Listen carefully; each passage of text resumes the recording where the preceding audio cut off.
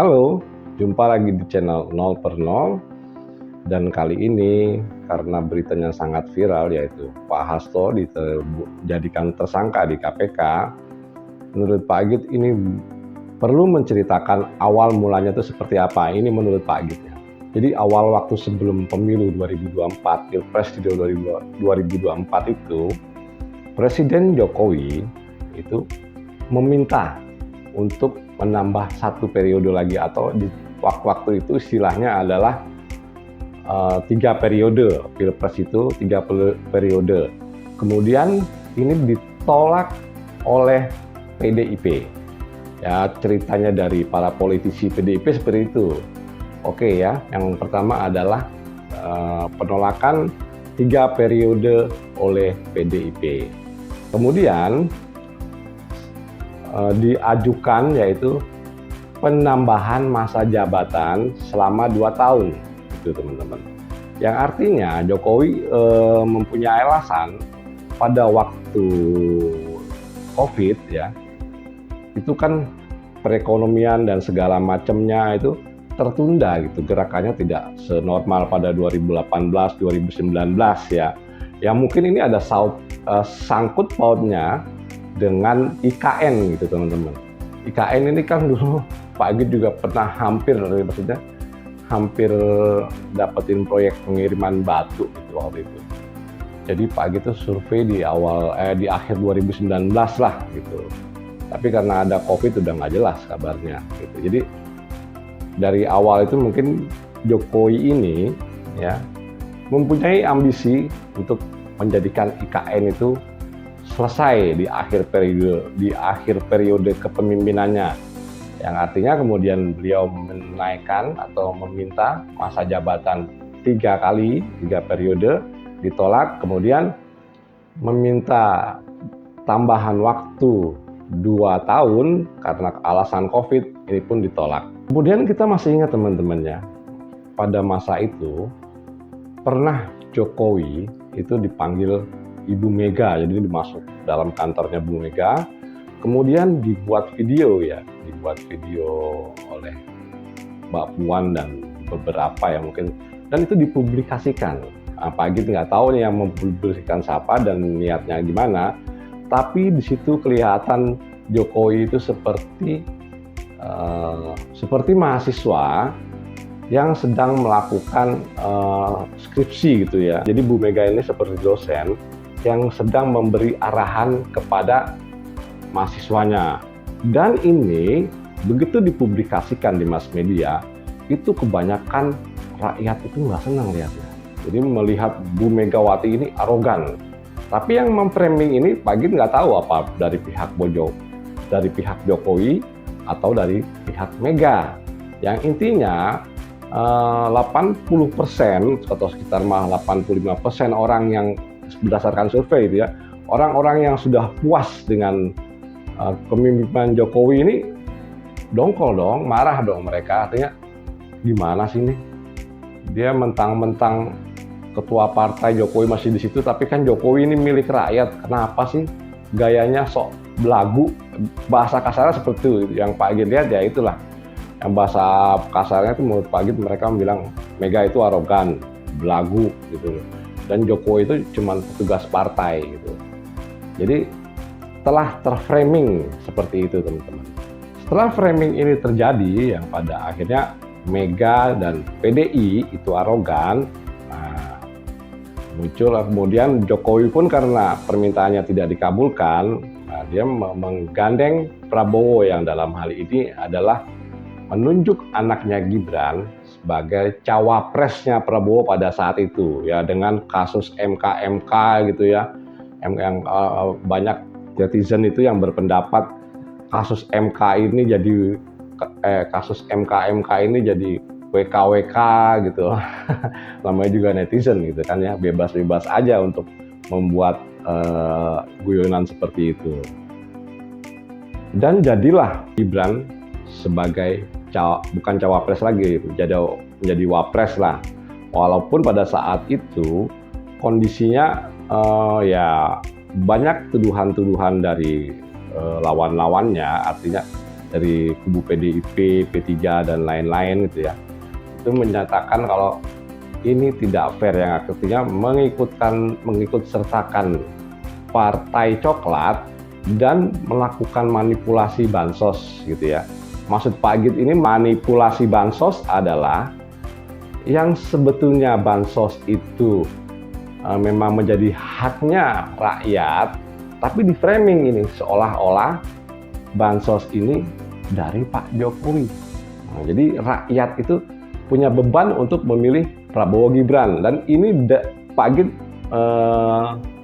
mencari data sendiri gitu loh. Ada beberapa tukang di rumah Pak Git dan ada di rumah teman Pak Git itu, mereka bilang begitu pada saat Pilpres, wah Jokowi hebat gitu loh, ngasih bansos ke kita-kita. Nah, intinya itulah, dari 6 orang ini 6-6-nya bilang begitu. Jadi yang di framing itu artinya terjadi beneran ya. Dan ini pun dikatakan oleh Risma pada sidang di DPR, yang artinya Risma itu lihat itu uang itu. Padahal itu kan menjadi tanggung jawab Risma juga, tapi Risma tuh nggak bisa ngapa-ngapain sebagai Kementerian Sosial gitu, yang harusnya menjadi tugasnya Risma. Yang memang kalau ini ditugaskan Risma akan membahayakan pihak Jokowi. Karena nanti kalau ditugaskan kepada Risma, bansos-bansos itu ditugaskan kepada Risma, ini akan memframing lagi bahwa PDIP yang memberikan bansos, kan sama aja sebetulnya ya. Jadi Pak Git dalam hal ini akan berbicara kenyataan, tidak memihak satu sisi manapun gitu. Pada saat itu ya, katakanlah Gibran, pada kampanye Gibran bukan cuma hanya mengkampanyekan Gibran dan Prabowo ya, tapi Pak Jokowi juga mengkampanyekan partai PSI atau PSI ya, yang diketuai atau ketua umumnya adalah Kaisang, anak dari Jokowi. Nah, ini sebetulnya sudah menjadi cawapresnya Prabowo. Kemudian Bobi juga sudah lari ke Gerindra.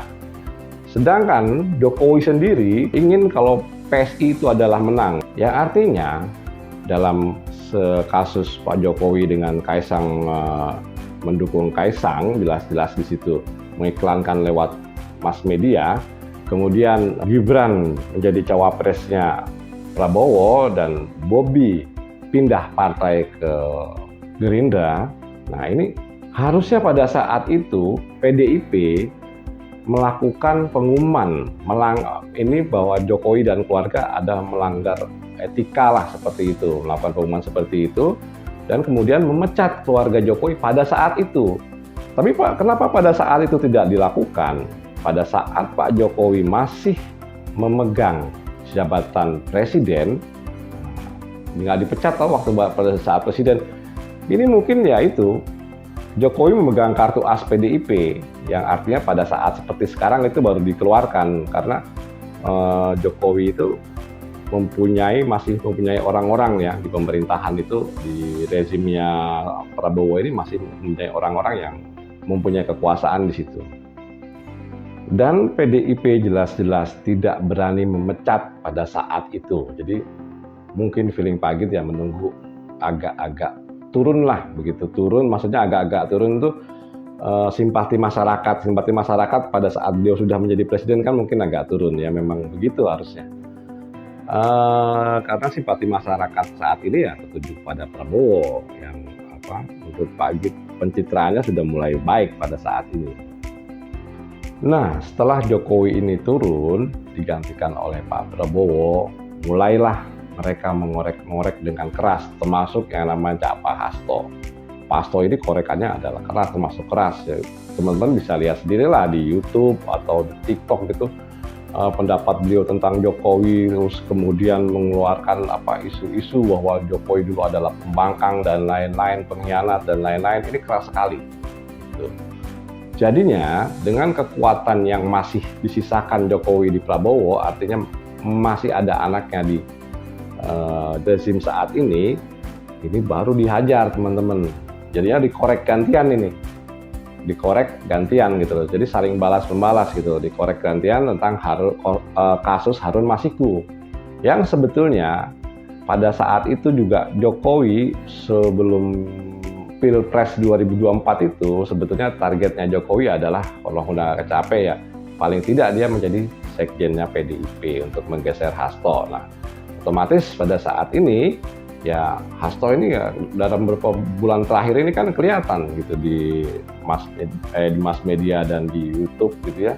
Pak Git suka lihat itu ya membongkar strategi liciknya Jokowi lah dibongkar gitu oleh Hasto. Nah, kemudian di bulan ini ya nggak lama mungkin ya sekitar Pak Git ingat ya 8 atau 10 ya Pak Git agak lupa tanggalnya lah gitu pada bulan Desember ini PDIP memecat secara resmi Pak Joko Widodo sebagai anggota Partai PDIP. Yang ini menimbulkan polemik ya di masyarakat itu. Ya entah di masyarakat itu polemik atau ini dibuat secara politik, yang jelas ini terjadi polemik gitu ya. Yang akhirnya pada sisa-sisa kekuatan, bukan sisa kekuatan yang masih ada pada anaknya, kalau ini menurut Pak Git ya. Nah ini dikoreklah si Hasto. Hasto ini dikorek tujuannya bukan apa-apa teman-teman ya. Ini bukan sekedar menjatuhkan Pak Hasto, ini menjatuhkan PDIP juga gitu. Jadi ini strategi lawan strategi gitu loh. Jadi yang disiasati ini adalah untuk melemahkan PDIP di Pileg 2029 nanti. Jadi supaya masyarakat itu tidak tertarik lagi untuk memilih PDIP.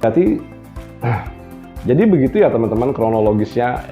Menurut Pak Git itu begitu. Jadi kita cek dari awal dulu ya. Yang pertama itu adalah dari masalah IKN yang belum selesai kira-kira di akhir kepemimpinannya. Beliau minta 3 periode. 3 periode nggak di ACC PDIP, minta penambahan 2 tahun karena ada masa COVID gitu ya, kepotong masa COVID pemerintahannya, tidak di ACC juga. Kemudian framing terhadap PDIP yang artinya Jokowi itu dibuat seperti mahasiswa yang sedang berkonsultasi kepada Ibu Mega itu, mahasiswa yang berkonsultasi terhadap dosennya gitu. Jadi kelihatan lagi diajarin seperti anak-anak lah gitu ya. Kemudian yang keempat, Jokowi dan keluarga ini membelot dari PDIP, yang artinya Jokowi mendukung PSI dan mendukung anaknya, dan Bobi pun mantunya keluar dari PDIP. Kemudian yang kelima adalah pemecatan nih. Ini pemecatan di bulan Desember ini, dan gak berapa lama Hasto pun disikat gitu. Ya, artinya Mega juga sempat panas dalam hal ini. Kalau sampai Hasto disikat, dia udah bilang sama Kapolri kalau mau disikat saya akan ke KPK gitu ya. Akan menceritakan kok dalam beberapa tahun ini cuman berapa orang aja yang ditangkap, yang ini diblok dan diblok ya. Pernah Pak Git ceritakan waktu kira-kira beberapa hari yang lalu lah tentang ini, dan ini yang diblok ini akan diungkapkan Mega nantinya. Nah, menurut Pak Git ya sah-sah aja gitu loh kalau Bu Mega mau mengintervensi ke KPK, mengeluarkan data siapa-siapa saja yang diblok oleh KPK yang tidak naik ke permukaan, itu sah-sah saja. Dan menurut Pak Git ini perlu juga gitu loh. Bukan masalah ancamannya, tapi kita perlu tahu juga siapa sih orang yang diblok. Karena Pak Git yakin karena Bu Mega ini punya data gitu loh. Cuman kenapa data ini hanya dikeluarkan pada saat partainya kepepet, itu masalahnya. Kenapa data ini nggak keluarkan dari kemarin-kemarin demi mencerdaskan bangsa. Begitu teman-teman. Dan menurut Pak Git ini cukup sekian dan terima kasih.